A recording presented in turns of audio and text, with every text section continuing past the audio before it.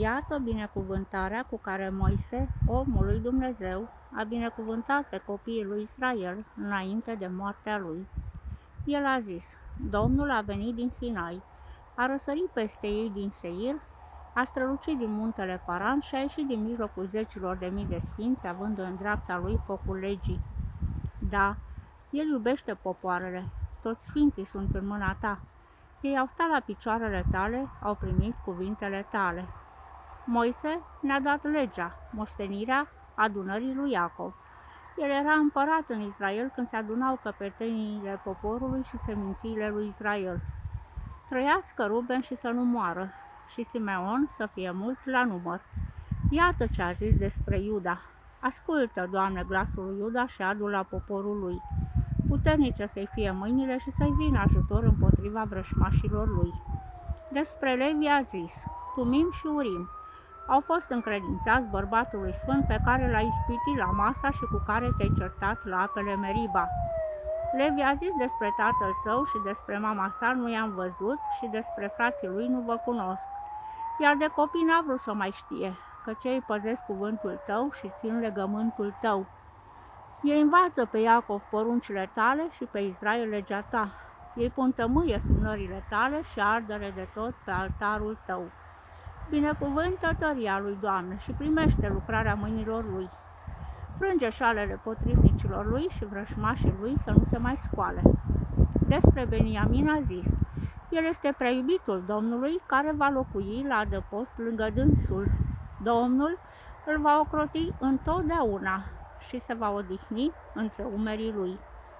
Despre Iosif a zis: țara lui va primi de la Domnul ca semn de binecuvântare cel mai bun dar al cerului Roa, cele mai bune ape care sunt jos, cele mai bune roade ale soarelui, cele mai bune roade ale fiecărei luni, cele mai bune roade din munții cei vechi, cele mai bune roade de pe dealurile cele veșnice, cele mai bune roade ale pământului și din tot ce cuprinde el.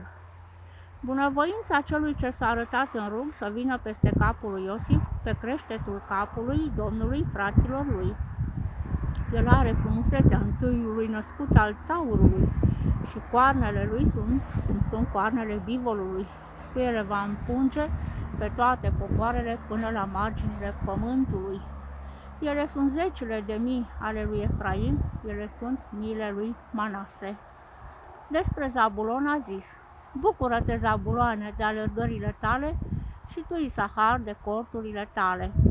Ei vor chema popoarele pe munte. Acolo vor aduce jertfe de dreptate, căci vor suge bogăția mării și comorile ascunse în nisip. Despre Gad a zis: binecuvântat să fie cine lărgește pe Gad. Gad se odihnește ca un leu care sfâșie la brațe și capete. El a ales cea dintâi parte a țării, căci acolo este ascunsă moștenirea legiuitorului. El a mers cu fruntașii poporului ca să aducă la îndeplinire dreptatea Domnului și poruncile lui față de Israel. Despre Dan a zis: Dan este un pui de leu care se aruncă din Basan. Despre Neftali a zis: sătul de bunăvoință și copleșit cu binecuvântări de la Domnul, ia în stăpânire partea de apus și miază zi.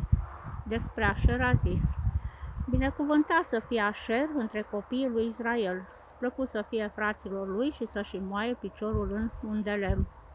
Zăvoarele tale să fie de fier și de aramă și puterea ta să țină cât zilele tale.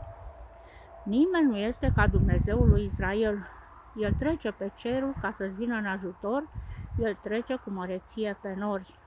Dumnezeul cel veșnic este un loc de adăpost și sub brațele lui cele veșnice este un loc de scăpare. El a izgonit pe vrășmaș dinaintea ta și a zis: nimicește-l. Israel este fără frică în locuința lui. Izvorul lui Iacov este deoparte într-o țară plină de grâu și de must și cerul lui picură roa. Ferice de tine, Israele! Cine este ca tine? Un popor mântuit de Domnul, scutul care îi vine în ajutor, sabia care îl face slăvit. Vrășmașii vor face pe prieteni înaintea ta și tu vei călca peste înălțimile lor. Amin.